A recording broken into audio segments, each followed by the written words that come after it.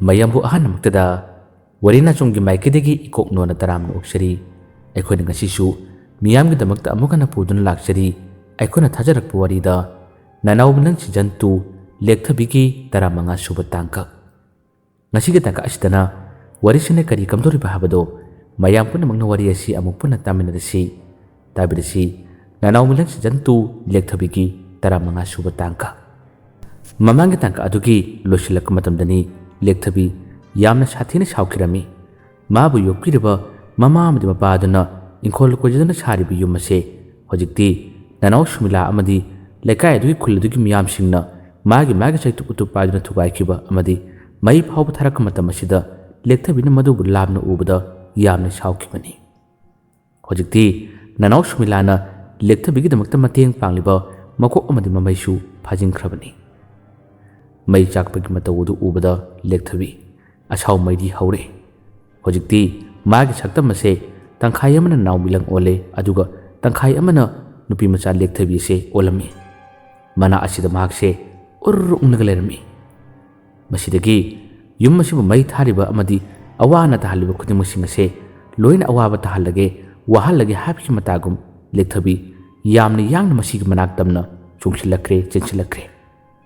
matik mayai sialaba yamna tamthiraba sathiraba nupi machani kadomdigi changlakibano kadomdigi chensilakibano kanasu uhobunate kanasu khangubunate mai thaba yawribasing amadi thugaibada yawribasing adugi manakta lekthabi laikre aduga manaktu leramashing amamdang oina mana pai paduna singthoklami lak tu langthorei masidagi magi sapuoduna kankibana maram oraga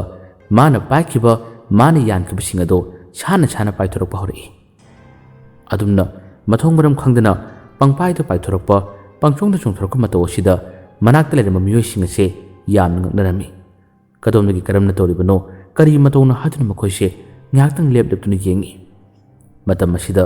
lekthabina sauduna thabaksing ase loina torokpani nupi macha asina thoroktuna tawriba thabaksing ase makoising adu su ure aduga nupi macha ase saktam ase yamna tamthibagi mong mataw mu oibisidisu makoisi yamna nglammi masidagi mising ase kai kaduna chenna honarei mayam aduna mathong maram khangduna panglauda lauduna kai kaduna chenabagi mataw ase nanaw shumilana urami nanaw shumila su ubadagi mayamna chenariba amadi nakallamadana kiduna handoknariba mafam asida nanaw shumila se kari leibano haduna mahakse yamna thuna maige yadomda changsilakpani adubu man hek changsilakku matamadi nanaw shumilagi mitachu yamna ngaklaba akiba phanglaba saktam amakak man urei saktam asi ubada nanaw shumila ngaktangdi yamna ngakna munni yengi saktam asigi makok waidana nanaw milang saktamni aduga makoktagi makha tarakpa atai saruk makhaina nupi macha aduga saktamni nupi macha lekthabi sina sauduna manakta lerama miyosing lak tuna langmani lak tuna chingmani mising se pakhatnabana kochen chennai koilaw lawnai aduga asom inkhol wangbada sambal wangbada yengam sing adasu mataw sida kiduna makoisu kai kaduna chenba hori sumilana mayamna chenariba mayamna pakhanariba khutimsing se phathabirage themtharage habiki matagum hojiki nupi macha sik manaktamna sumila yamna thuna makse chongsilai sumilana khangchong chongsilaktuna lekthabigi saganda mana tap pairubani hek pairubaga sumila asibusu lekthabina magi pairliba kulasida tap yanduna langthorokka matamda sumila ase laurai aduga khara sana paithokirami manaksida ngasai makhilera masingdi nupa ngaktani adubu nupi khonjel amada asumna larokpa khonjel asi tabdadi lekthabina kanano haduna masu patingthorei khala sana sumila ase tarami sumila su matik mayai selaba nupini mabu adumna matik mayai selaba angang amana langthorokka matam sida sumila ase sahobana kaina matarami turiba laimai asumuktada mana kutumasina kanna sutharami suthaba matam asida mana sumphum ase khara makhidi kuchilami aduga yamna sauna sumila ase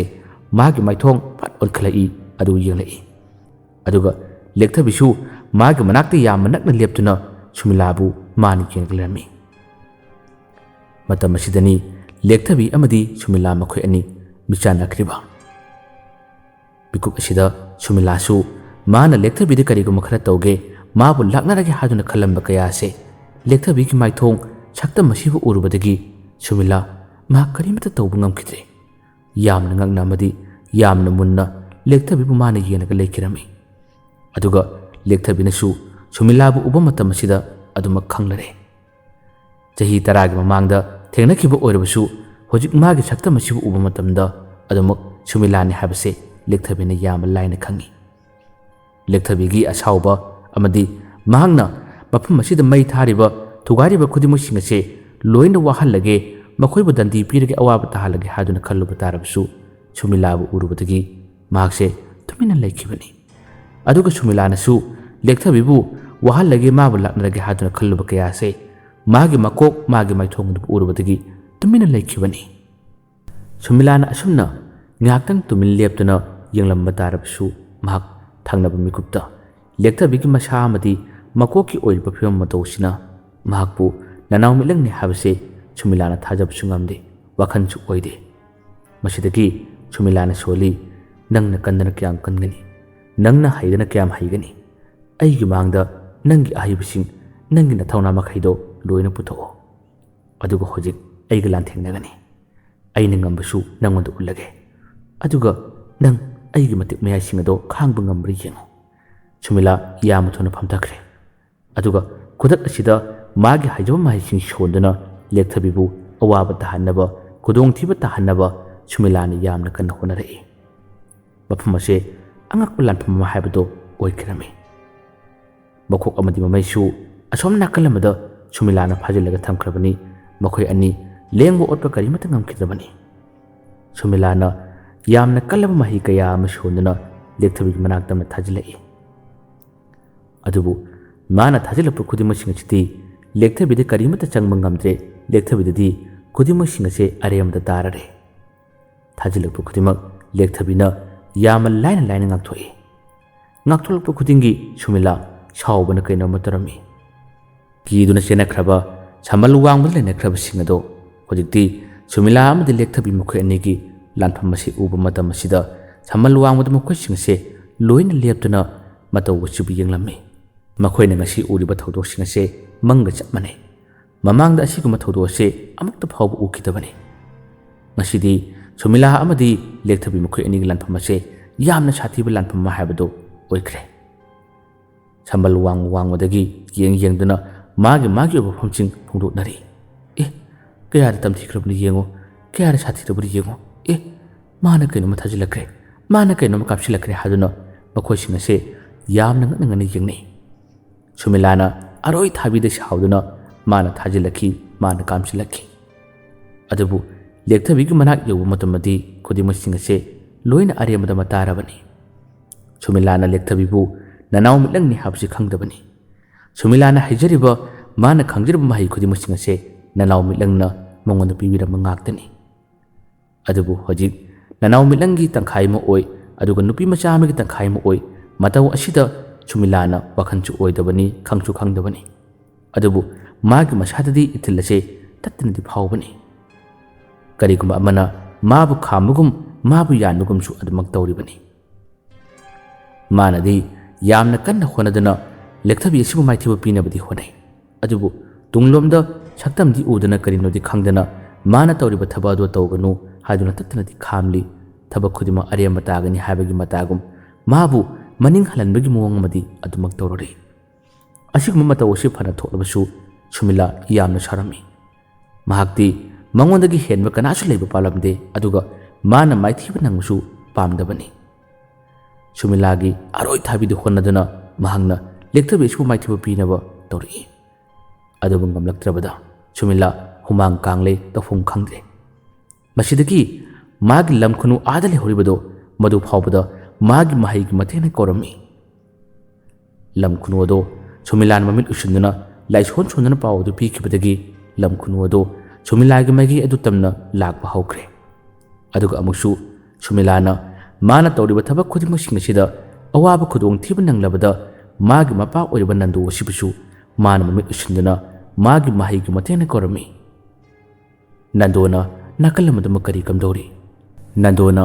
ꯑꯌꯨꯛꯀꯤ ꯃꯇꯝ ꯑꯁꯤꯗ ꯅꯅꯥꯎ ꯃꯤꯠꯂꯪ ꯑꯁꯤꯕꯨ ngarang numata thengnerubadagi ngasi su mabu uningmani Sumilana asiguma thaba machakhe habse Nando ngasai waidi karimata khangdabani mahak wakhal orudabani mahangna mamit usinduna mi kana laitama phum amada chattuna nanaw mitlang asibu ujage ngaktang wari sanagi haduna hek mamit usinduna laison chongi hek tawu matam asidani magi masano phina hana mamit usinduna laison chondana mangona pau pirliba mabu koropliba masidagi masano piduna koropado Nando da phangbadagi Nando na mage edu kadaidano kadaida leiribano haduna mani yenga matamadi Sumila asidi nanaw mitlangi lepham oriba lektabi lepham oriba mafum asida chatlamle mafum asida lektabi amadi Sumila makhoi ani lan soknabagi paw se hojikti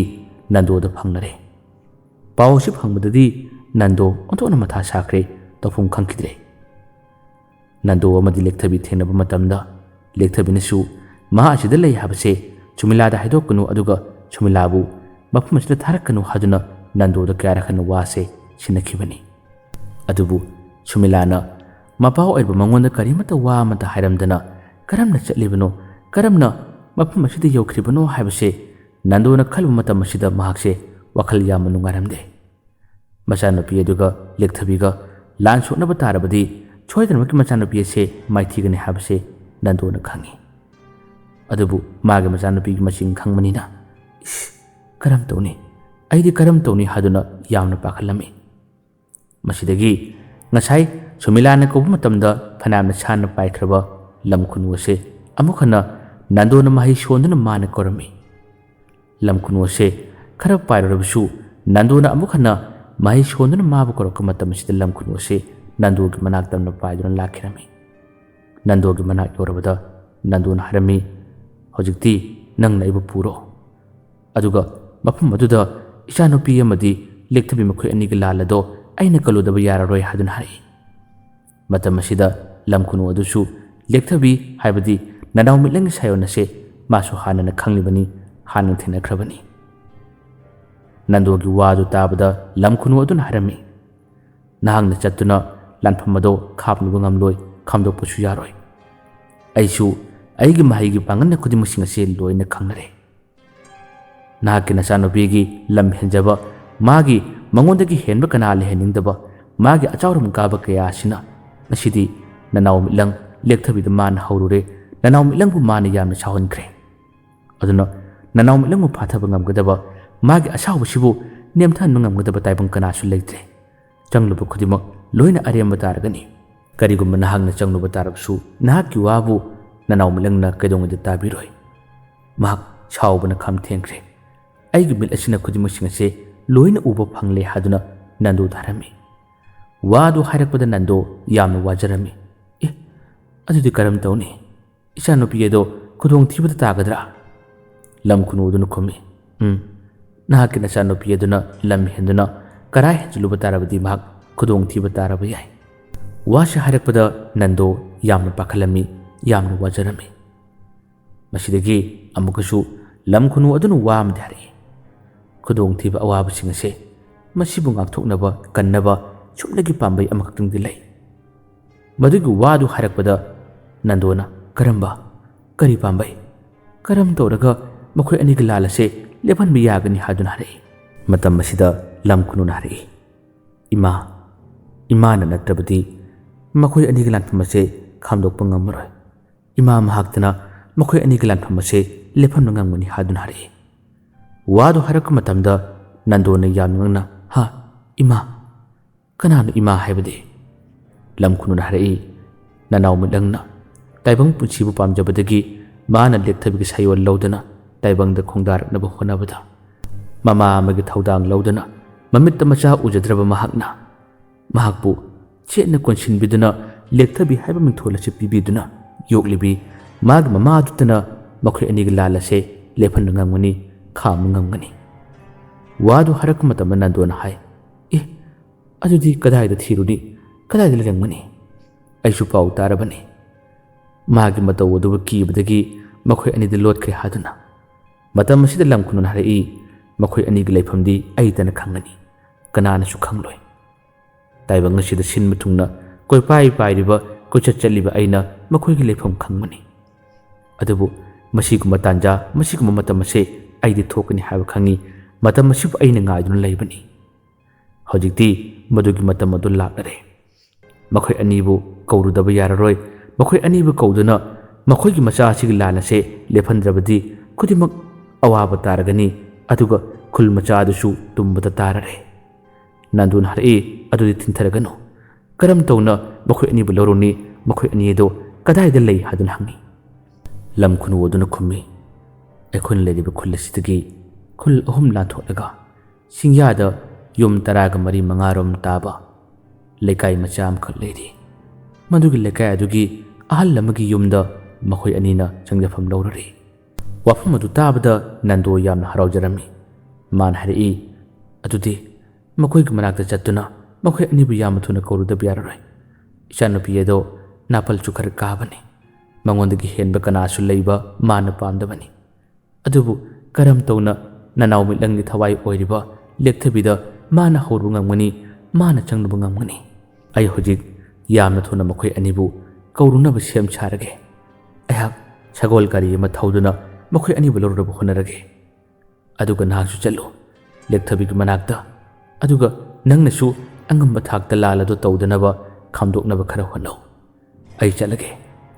ꯑꯁꯨꯝꯅ ꯅꯟꯗꯣ ꯑꯗꯣ ꯃꯇꯩ ꯃꯅꯥꯎ ꯑꯅꯤꯗꯨꯕꯨ ꯂꯧꯔꯨꯅꯕ ꯃꯈꯣꯏꯒꯤ ꯂꯥꯜ ꯑꯁꯤꯕꯨ ꯈꯥꯝꯗꯣꯛꯅꯕ ꯍꯣꯠꯅꯕꯒꯤꯗꯃꯛꯇ ꯆꯠꯅꯕ ꯁꯦꯝ ꯁꯥꯈ꯭ꯔꯦ ꯑꯗꯨꯒ ꯂꯝ ꯈꯨꯅꯨ ꯑꯁꯤꯁꯨ ꯁꯨꯃꯤꯂꯥ ꯑꯃꯗꯤ ꯂꯦꯛꯊꯕꯤ ꯃꯈꯣꯏ ꯑꯅꯤꯒꯤ ꯂꯥꯟꯐꯝ ꯑꯁꯤꯒꯤ ꯃꯅꯥꯛ ꯇꯝꯅ ꯄꯥꯏꯗꯨꯅ ꯂꯥꯛꯈꯤꯔꯝꯃꯤ ꯁꯣꯝꯗ ꯂꯦꯛꯊꯕꯤ ꯋꯥꯕꯅ ꯀꯩꯅꯣꯝꯃ ꯇꯧꯔꯕꯅꯤ ꯃꯌꯥꯝ ꯃꯥꯡꯁꯤꯗꯁꯨ ꯏꯀꯥꯏꯕ ꯑꯁꯨꯛ ꯀꯨꯏꯕ ꯃꯇꯝ ꯑꯁꯦ ꯃꯉꯣꯟꯗꯒꯤ ꯍꯦꯟꯅ ꯃꯍꯩ ꯍꯩꯕ ꯀꯅꯥꯁꯨ ꯂꯩꯇꯕꯅꯤ ꯑꯗꯨꯕꯨ ꯉꯁꯤꯗꯤ ꯃꯥꯅ ꯇꯧꯔꯤꯕ ꯈꯨꯗꯤꯡꯃꯛꯁꯤꯡ ꯑꯁꯦ ꯂꯦꯛꯊꯕꯤꯒꯤ ꯃꯍꯩꯒꯤ ꯃꯇꯦꯡꯅ ꯂꯣꯏꯅ ꯃꯥꯏꯊꯤꯕ ꯄꯤꯔꯛꯄ ꯃꯇꯝ ꯑꯁꯤꯗ ꯁꯨꯃꯤꯂꯥ ꯏꯀꯥꯏꯕꯣꯏ ꯁꯥꯎꯅꯤꯡꯕꯣꯏ ꯅꯤꯡꯉꯝꯗꯕ ꯌꯥꯝꯅ ꯐꯥꯎꯔꯛꯏ